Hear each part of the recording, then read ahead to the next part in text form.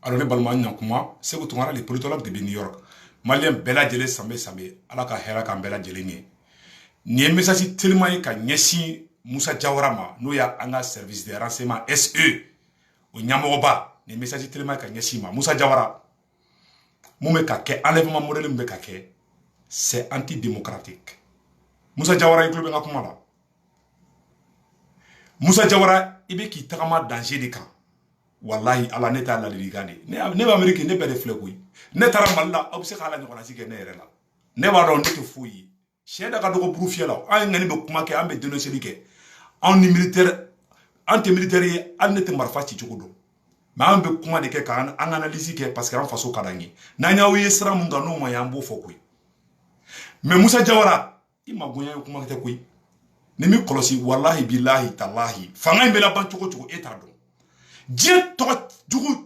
to tient sugu bebe eka. Un d'abord, courant coupé mbe sena Moussa Diawara to be ka fala ko. Afora ke sorasi businessman di. Ke sorasi affaire man di o bebe ka fo. Moi ça ne me regarde pas. Parce que Mali bi fo dibi Modibo Keïta bora Mali clé ma ke Mali ngono. O de ko sa ngoko ka système fali. I toko tiena afra ki milliardaire yi fembe fora iga anniversaire u kera ko chaman kera i ko chaman ka digira malion na malion kumune sikilembe mais ni fanga tiena choko dola Moussa Diawara sayabe balobi ibe ka fleni nere mu fleni be seka mbe exemple tangere ka frère sinon ba fo ko me fa ka ko do fa ibe ka nere mu ne be kla ne se ku tora be seka clan kuma la san chini ba me connaît ça ibe ka mbe présent là abisa ke ba me chini ka sara ko barando be seka fa ou be barando be seka nere fa comme barando be seka be fa Moussa Diawara ni bana ibeka fagabi ou be kodo ka ibeka soro ibeka ka desa tseka jamana jiri et sur cette émission nous bene ne ayu ka milliards détourner nous ou ka milliards détourner la saka ka e bala etala nous ka milliards détourner la wala uba nous ya soro uba ke sandusi nous ya soro ba ke brocheti e mo diminuer sigilembe koy haket sari ke hake kan danga warbo kan danga mo ni fun damu ay denangolon glan fambe Koubla kouchou koubla mogola. Aka régime ni régime criminel. Aye denangolo de glan ka denyuma bedabo maliko la peu. Pour vous protéger, pour que ni mogo kumana,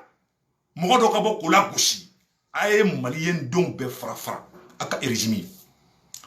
Ne e Moussa Diawara mogo doyi. Ngata Vladimir Poutine na. Risuga président na. Ngata Vladimir Poutine na. Ofana kuye KGB nyamogo badi. À l'intérieur comme à l'extérieur.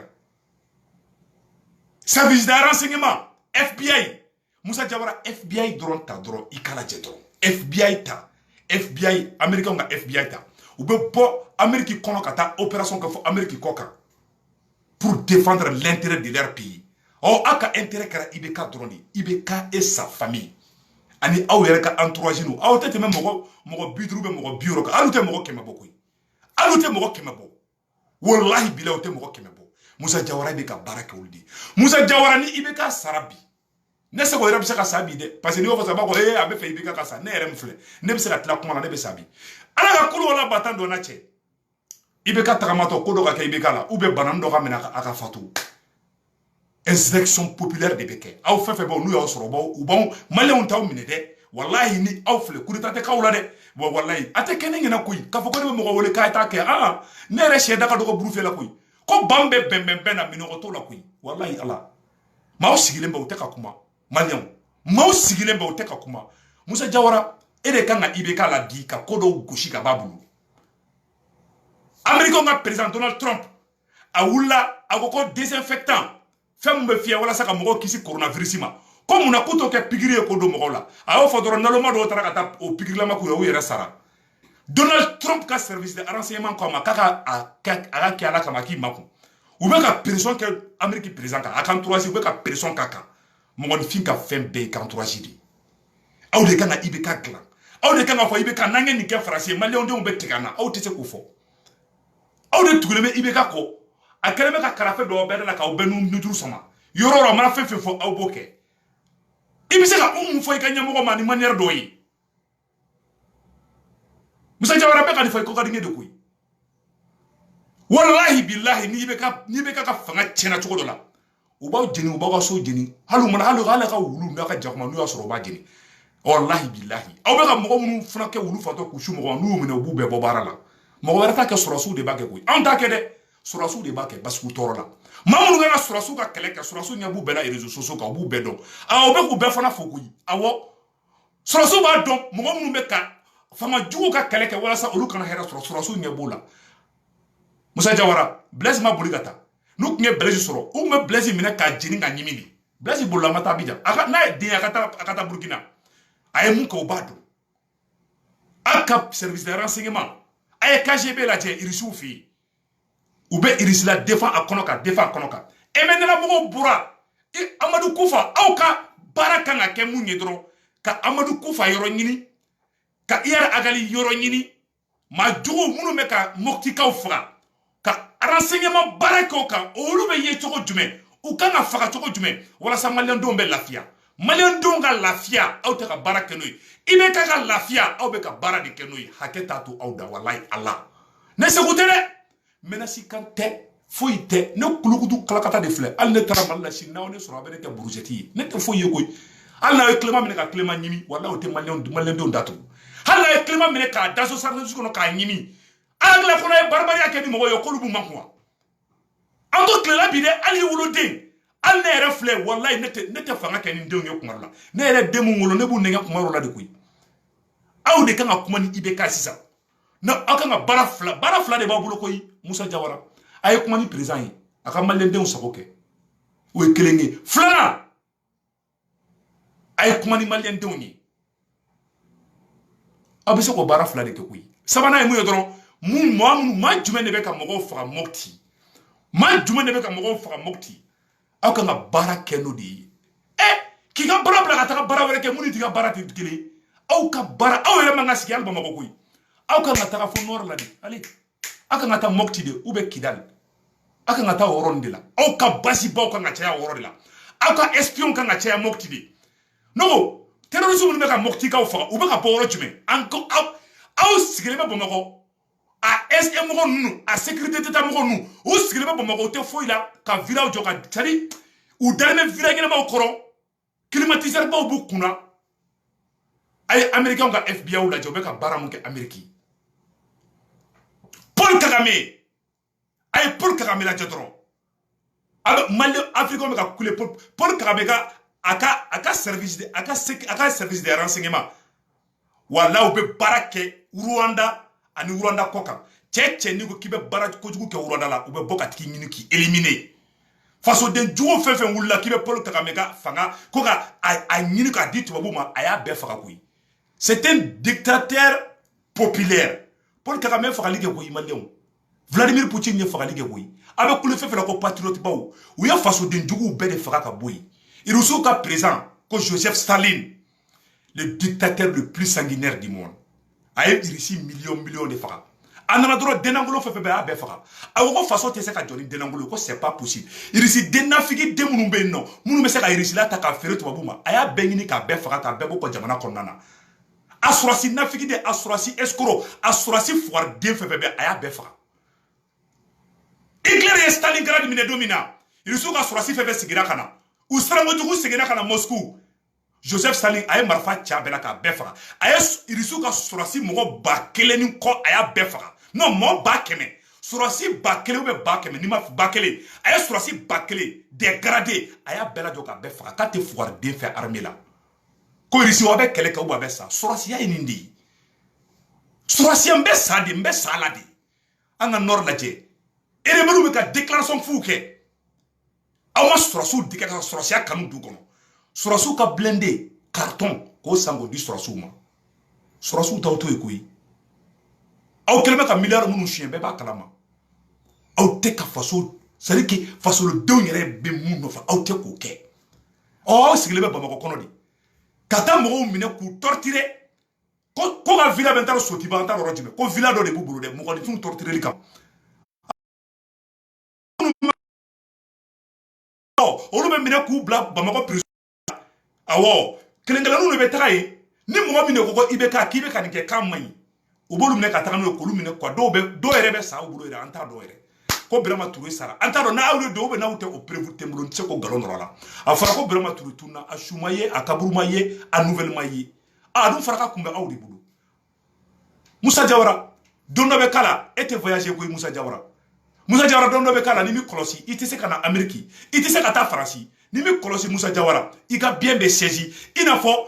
a kɛra Kadhafi jɛɲɔgɔnw na cogo min na i n'a fɔ a kɛra président kɔrɔ caman Ben Ali Tunisie ka président Ben Ali o ka gouvernement mɔgɔ caman bɛ yen nɔ tubabu y'u ka bien saisi u ka dugu la ka bɛɛ bila ka t'u ka dugu la n'an ma kɔlɔsi o bɛ k'aw la koyi aw bɛ fu de kunna o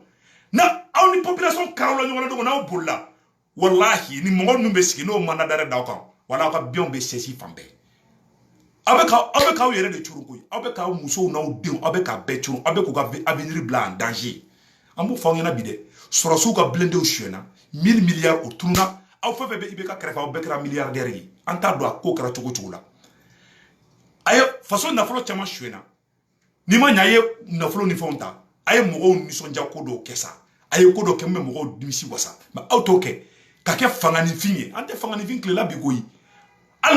n'a ye Clément minɛ ka Clément na k'a da Sanusi ye k'a ɲimi dɛ wallahi Clément wɛrɛ bɛ tila ka bɔ tuguni o ye hakɛ ka baara de a bɛɛ n'Ala cɛ aw Maliens tɛ jɔ bilen dɛ vous pensez que les Maliens vont s'arrêter ya non Maliens tɛ jɔ bilen c'est terminé donc n bɔra ka nin message de ɲɛf'i ɲɛna Musa Jawara Maliens sɔrɔsi dɔ ka mécontentement n bɛn'o vidéo kala an bɛ jɛ k'u lajɛ ɲɔgɔn fɛ voilà ça c'est un soldat malien. Si IBK est venu détruire le Mali, IBK vous former. Mais nous jiginna armée malienne là. Nous jiginna armée malienne là en tant que militaire malien. Nous jiginna armée malienne là. Dans la leçon de la sécurité militaire un militaire n'écoute jamais les dits des espions. N'écoute jamais les dits des saboteurs. Politiciens ont mis sur si fama nous n'ira mouiller bi. Saboteur ou de yo. Sur si fama ou saboteur ou ye. Politiciens ont kera espion ye. Donc jamana tega joni kaka. Sur si ke ni espion ko kuma la mais IBK jamana chi. Sur si ke ni saboteur ko kuma la mais IBK jamana chi. Aya tara sebare domina aya dise Congo mali sorosu na ko keche na uti keche ngoti na nord libéré au place là c'est la ceinture aya ya fo sorosu et sebare jusqu'à preuve contraire sorosu bagelende ni ngema 40 garde au kono aya kama o bagelende bi Maliens ayren mbede ne sɔrɔsi dɔ de kumakan ye ko politicien kɛra espion de ni sɔrɔsiw ye ko ni sɔrɔsi kɛ lagawuli teri ni sɔrɔsi kɛ ka conseiller n'o kɛra civil ye n'o kɛra politicien ye o sɔrɔsi o bɛ jamana ci o b'a jamana janfa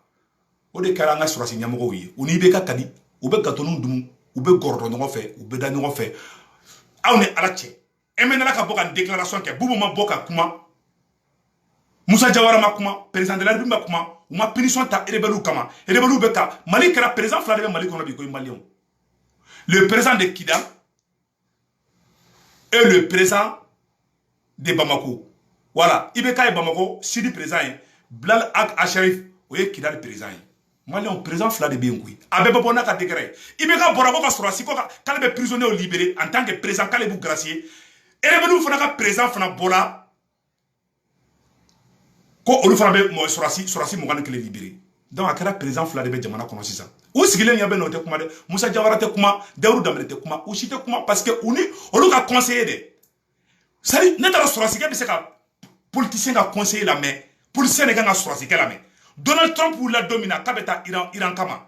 Donald Trump wulila don min na k'a bɛ marifa ta ka taa Iran kama sɔrɔsi ɲɛmɔgɔw de fara ɲɔgɔn kan ka taa fɔ Amérique président ɲɛna Donald Trump k'i kana taa dɛ k'a fanga ko n'an taara sa ko n'an y'an kɛ Iran ka don o don k'a bɛ bɔ an da k'a ma bɛn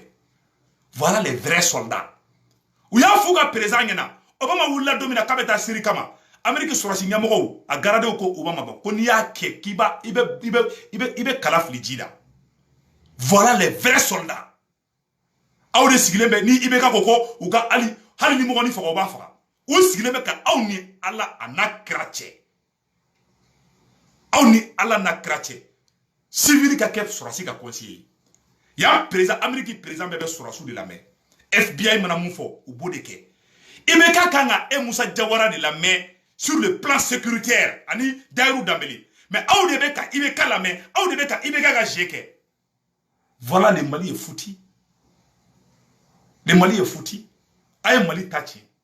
Sorasuga waru shuena. Blindé en carton. Mbora la fouille ma boala. Mali on ala ka herake Mali. Mbora ka message de faux. Moussa Diawara, il n'est de la kadje. Nda dola de. Moussa Diawara de la kanere soulager fin chamana. Maintenant do au oro la ko faux. C'est pour vous dire que lien do ko ay tindo man nyonche quoi. Mais Mali ko oro la sentimenté. Nte wallahi ala. Cheblembeti. Soumaïla Sisebeti, Ibeka Rebeti, Nere Ibeka Bola Warchaman Dungui, Deba Make Prisai, parce que ne RP Mokorodi, ne Ibeka Bola Fenchaman, ou Fenchaman Kenny, Nintendo Gola. Mais au Ratia sur la marque Prisai, au Ratia sur la opposition du Fonda, au Ratia sur le RB RPM jusqu'à présent Nebala. Donc, c'est pour vous dire que il est fin gagné Tchogo, ni tien dans la nebe tien faux. Donc, présent Fladebe Malikono, Blala, Eberuka présent de Kidali, Ibeka Fonabe, Mali Tachena, Mali Lafura. Malien dembe sigile nyabenna nanganga keleke bi anganga keleke ni manamana ko de kadabla nga jamana konona ni yesu tata keta makuma shulu ñu jeri bo moribo keta wolu munu ñu jeri bo abe magosara o be kashira ni o sura ni moribo keta sura bobi aba foko no ko ale ka saka blaka buru kono no anyo na sila o mogo de bi jo o president bi jo kali baragadi o ma esigoro baraka la de baragade nga jamana ka ci baragade nga ke président mo wala ka tla ka ta fo kale président yoro wala fana tuguni o de baragade a kera théâtre boy malion ala ka hera ke mali Moussa Diawara ni soulèvement populaire kala domina imay malion nya Moussa Traoré gan domina Moussa Traoré ka ministre do ya mene ka jini ka mene ka isasi boka ka jini o kera ba ko jigoroni voilà un ministre tellement mo dimina ko tellement mo ne be mo la e cha mo ne be mo la bi ko awta do malion taw fe bi aw jelima ka ko ko wulumsoni bobi ma shi taw fe bi wallahi mo ko shi taw fe aye militaire atra au freke nyama militaire la militaire ka ngaka ou dama côté la discipline doit rester dans les rangs militaires tche bora ko de fokoy tche ya kuma fokoy tche ya kuma mu fo tane don kele maje ne be sigi tche ka kuma ka manya aye tche ka kuma la mede abe mu fo politicien be ka militaire ou détruire tcho mina aye la mede si les gars est venu détruire le Mali il est là pour foquer mais on jigena armée malienne là on jigena armée malienne là en tant que militaire malien on jigena armée malienne là dans la leçon de la sécurité militaire un militaire n'écoute jamais les dits des espions n'écoute jamais les dits des saboteurs politicien on est sur si fama nous ngera mouye bi saboteur ou de yo sur si fama ou ngera saboteur ou yi politicien on ngera espion ayre ame sare ne ma fa sorasi do le fila kan fogo ne sorasi do dimine koy je oro yoro ani ma forombe ko do ke abe Francis sorasu de mininga ala sorasu de be ibe ka mininga ko ma munke o te jasili ngai ibe ka de kana Moussa Diawara la me Moussa Diawara ibe ka kana ere la me ibe ka kana Daourou Damere la me aw mu chef militaire oui ça veut dire que si ibe ka a failli ça veut dire que vous êtes responsable aw de kana gondu fo ibe ka ngena aw de kana tien fo ibe ka ngena tien pour ka fo dans la leçon militaire abala mais aw te ko barake aw kara politicien ou aw kara warduma ou aw kara milliardaire ou vraiment c'est déplorable mbora ko définir Moussa Diawara il est temps que aga mo torturer ndabla abaka mo mine barbar la tukumna aya dabla wallahi abaka o yere shirfu geleya wallahi ni bébé noté na ma kolosi dondo be kala o te voyager de mbo fa ngana bide ça va c'est noté vraiment tout le cas ça ya aw be to ko be ka fola aw to ko be ka fola de aben ala na krata to ko be ka fo après vous tenez bolo de après vous tenez bolo mais voilà avec un mouke c'est très dangereux avec un service activiste de là kolu ke espion a yɛrɛ ma fara ɲɔgɔn cɛ aw sécurité d'état mɔgɔw aw kɛlen bɛ ka vidéo manu sara olu ka to ka mɔgɔw wele kolu ka information d'aw ma kolu ka ko ɲɛɲini k'u d'aw ma bɛɛ b'a dɔn o ye n ko mɛ mɔgɔ minnu ma o ye o mɔgɔw fana b'an na militaire ka i teri kɛ vidéo mani ye an b'a dɔn Mali jasira vidéo man de bɛ bɔ k'aw ka information di vidéo man mɔgɔ lankolon mɔgɔ fu k'olu ta dɔrɔn k'o bila jamana ɲɛfɛ walasa aw ka fɛrɛ suɲɛni ma u ka plan de dɔwɛrɛ ye maliyɛnw u bɛ bananikɛlaw ni fananikɛlaw de gɛrɛ u la k'o k'u teri ye donc n'u ye ko min kɛ n'e bɔra dɔrɔn olu bɛ bɔ olu tɛ bɔ k'e bɛ ka mun fɔ Moussa Diawara ma k'o ye tiɲɛ ye dɛ k'o ye o nkalon ye dɛ mais olu bɛ bɔ de k'e fa nani k'e ba nani n'a ka sɔrɔ e delila ka minɛ musoko la ou bien n'i delila ka bin muso dɔ kan olu bɛ na n'o secret de walasa e k'i geli fermer ne ta tɛ dɛ hali n'aw ne jɛlɛnkolo bɔ ka bila Facebook kan walahi bilahi ne bɛ bɔ a bɛɛ ni ala cɛ n bɛ n ta fɔ wallahi ala men tafo mais mbake bunya ani karama konnana ala ka hera ke bela jele ne be kan ke conseil de mena cité foyité ne te foye ko mara fatene bulu ne civil de donc ni conseil de ka nyafo o ngena ibe ka kanga audi la mebi mbora ko video de ke au kanga kiral de kanga mokti ka de ka sécurité la jebi abana koy awte aw sigilembe ka ibe ka awte kaka aka worol kede wallahi ala awte kaka worol ke Moussa Diabarani e mo do e be se ka kali mali président wallahi billahi Vladimir Poutine fle ko be e placer nyoko la sidela firisuka président ma amake irisuka président bia danaya di boke donc ala ka hera ke malende be la jeli ni ngi conseil ka nyafo Moussa Diawara ngana do ma te foité nga video temeno farna vidéo de la ni donna mama gâcher la vidéo to la je présente mes excuses parce que la tension est très vive donc il be dimi be kuma chama fo donc vraiment ala ka hera ke be la jeli